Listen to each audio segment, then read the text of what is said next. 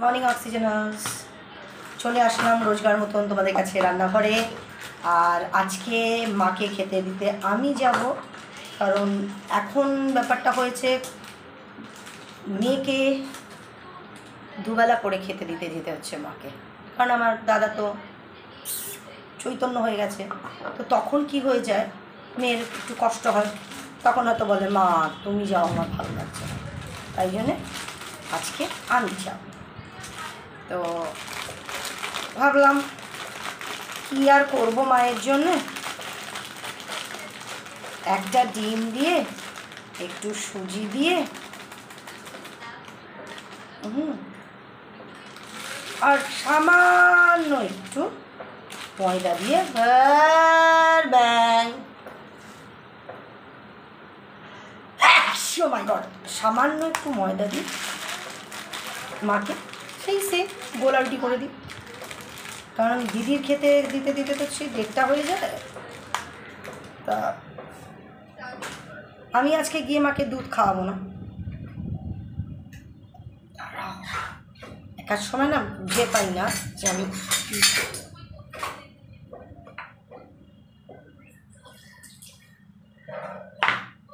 এটা দিলে পেটটা থাকবে ভরা, এমনিতেই তো খেয়ে উল্টে দেয়। কী হলো সোনা বেড়াল? আমি আমার ডগিকে সোনা বেড়াল বলি, ছোট্ট ডগ। কী হয়েছে মা?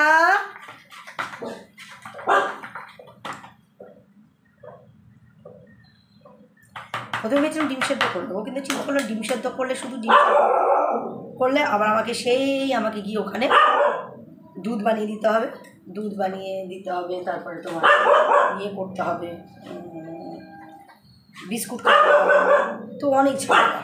আর আমার সত্যি কথা বলতে বিশ্বাস করো জুজু, আমি এবার মারবো, মাকে ওঠাতে আমার খুব কষ্ট হয়, ভীষণ কষ্ট হয়। আমি এবার মারবো, একটু পেঁয়াজ কুচি দেবো,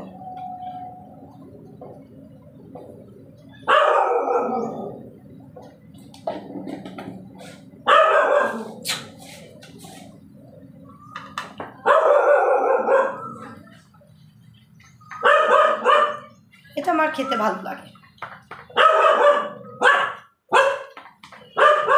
এই যে আননেসেসারি ডাকো, আবার রাগ হয়ে যায়।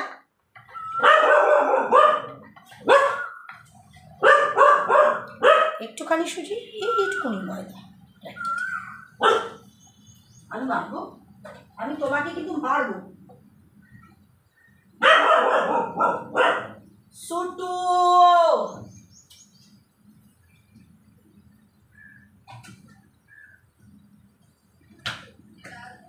আর একটু লঙ্কা, একটা ছোট্ট লঙ্কা আর পেঁয়াজ। আর আজকাল না সকাল করে আমাদেরও প্রচণ্ড খিদে পেয়ে যায়, রাত্রেবেলা সেরকম খাওয়া দাওয়া হয় না, তো খিদে পেয়ে যায়।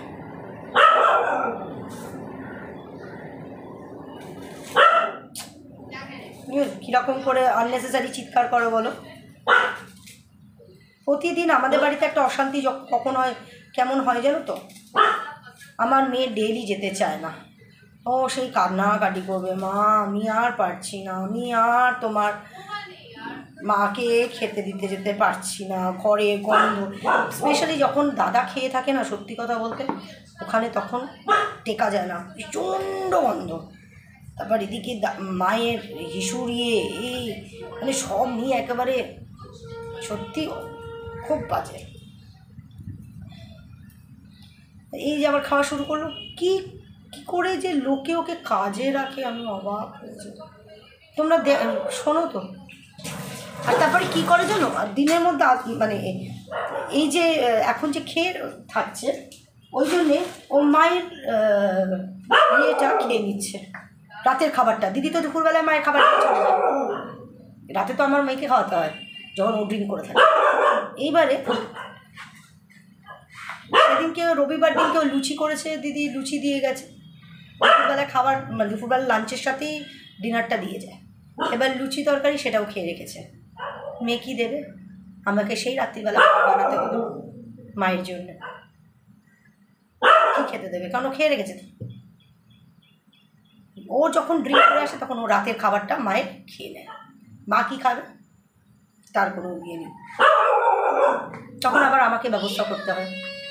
কি বলবো আর।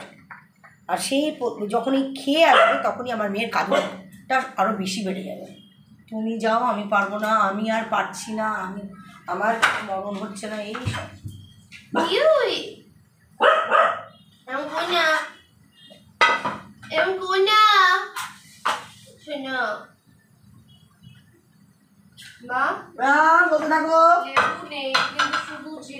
শুধু জিরা পানি খাবি?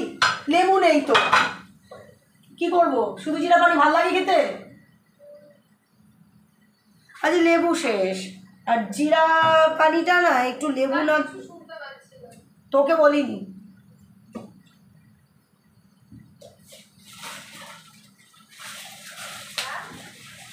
লেবুটা না, তোমার কিছু বলিনি, আমি এখানে বলছি জিরা পানি না হলে, মানে লেবু না হলে তো ভালো লাগবে না।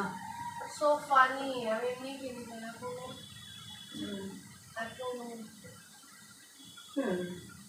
আর কি খাবি তাহলে? এমনি খেয়ে নিবি? ঠিক আছে, দাঁড়া আমি এটা ইয়ে করে মায়ের খাবারটা বানিয়ে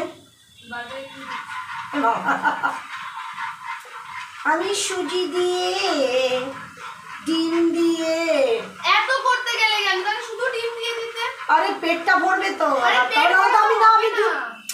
আমি তো দুধ দেবো না, আমি পারবো না এখন উঠিয়ে দুধ খাওয়াবো। আমি আমার কষ্ট হয় জানিস, শ্বাস বুড়ামেটটাও তো চালাতে হবে মামা, দিনে দুবার করে বুড়ামেট। ডাক্তার তো বলেছে দিনে একবার করে খেতে।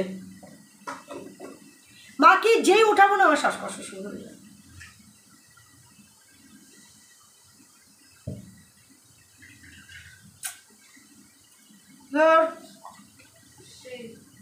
তাই জন্য প্রবলেম হয়ে যায়। তো মেয়ে বলছে এত কিছু দেওয়ার কি আছে, শুধু ডিমের অমলেট দিতে পারে। আরে ডিমের অমলেট দিতাম, যদি ও যেত, মেয়ে যেত, তাহলে মেয়ে দুধ করে দিত, দুধ আর বিস্কুট দেখবে।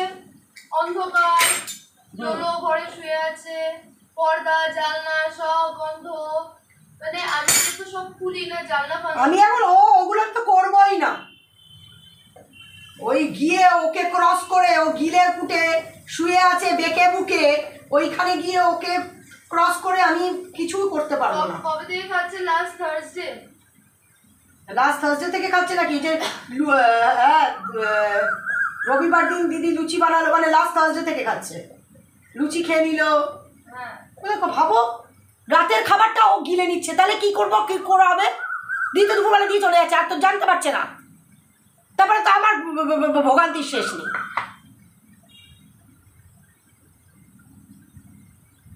এই যে নাম্বারে কল এসেছিল না, ওই যে কি ওর ওখান থেকে কল এসেছিল, ওই ওর মানে অফিসের ওই জায়গা থেকে।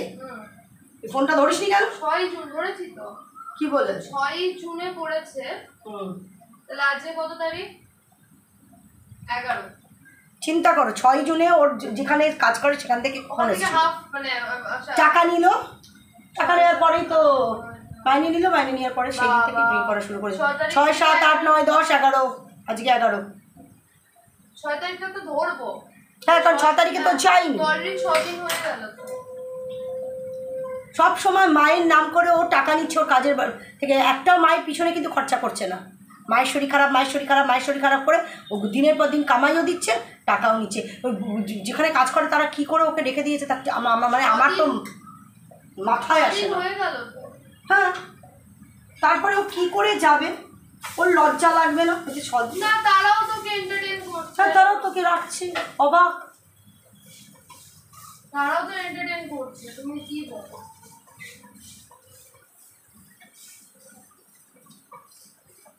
ছ তারিখ থেকে খাচ্ছে।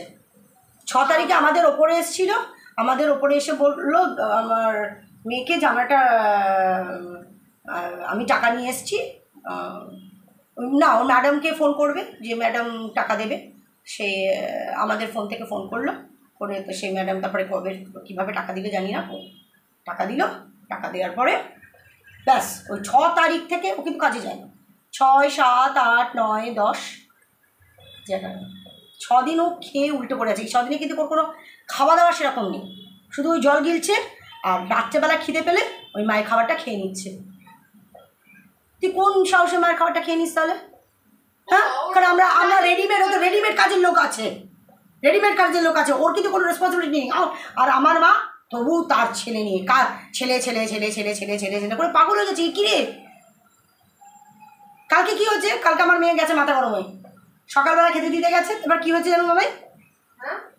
সকালবেলা খেতে দিতে গেছে, সকালে না, রাতে কাল রাতে খাওয়াতে গেছে, কারণ এখন তো ও উল্টে পড়ে আছে, রাত্রেবেলা করতে খাওয়াতে হবে। বিকেলে, আচ্ছা বিকেলে মেয়ে গেছিলো আমার বাচ্চাদের বিস্কুট খাওয়াতে, লোলককে বিস্কুট খাওয়াতে। তখন দাদা মনে হয় ড্রিঙ্ক করে থাকে, তো প্রচুর বকবক টকবক করে, তো বকবক করছে। আমার মা বলছে আমার মেয়েকে, রাগ হবে না কেন, আমার মা বলছে এই মনটা কি বলছে রে ও, বাবু এই ছেলেকে বাবু বলতে ইচ্ছে করে? বাবু কি বলছে, ওর কি খিদে পেয়েছে? ভাবো তো, তোমরা বলো যে মাকে নিয়ে বলো না, রাগে শরীরটা জ্বলে যায়। মদমাতাল ছেলে বকবক করছে, বলছে বাবুর কি খিদে পেয়েছে, মানে খিদে পেলে তাহলে তোরা কিছু একটু ব্যবস্থা করবি। দেবো না।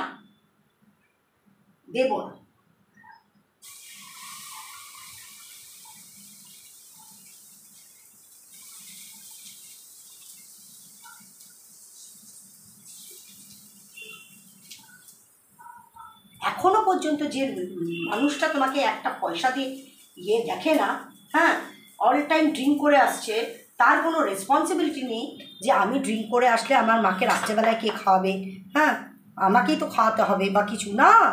জানে তো এখানে বিনা পয়সা কাচ্চা চাকর রেখে দিয়েছে, তো তা ঠিক খাইয়ে দেবে, ঠিক তারা খাইয়ে দেবে।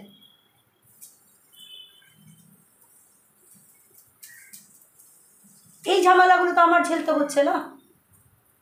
তারপরেই মেয়ে এসে কান্নাকাটি করছে, আমি আর পারছি না, আমার কেন মরণ হচ্ছে না, আর কারুর তো এরকম কষ্ট নেই মা, আমার কষ্ট। হ্যাঁ,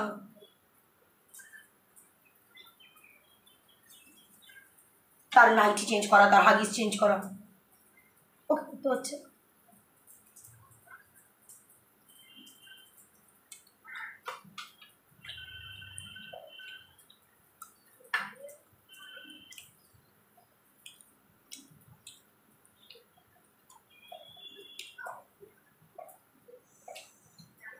চলো যাই, আজকে আবার মঠবাড়িতে জগন্নাথের স্নানযাত্রা নেমন্তন্ন করে দিয়েছে, কিন্তু আমরা কোনো বছর যাই না, কারণ আর খুব সুন্দর ওদের মানে নেমন্তন্ন করার ইয়েটা, এত কার্ড দিয়ে বড় ভাই করে যায়, আর ছোটো ভাই যে ভক্তদা সে হলো ফোন করে দেয় যে শম্পা প্রসাদ পাবে, জগন্নাথের স্নানযাত্রা 9টা থেকে শুরু, ওইখানে থাকবে, জগন্নাথের স্নানযাত্রা দেখবে,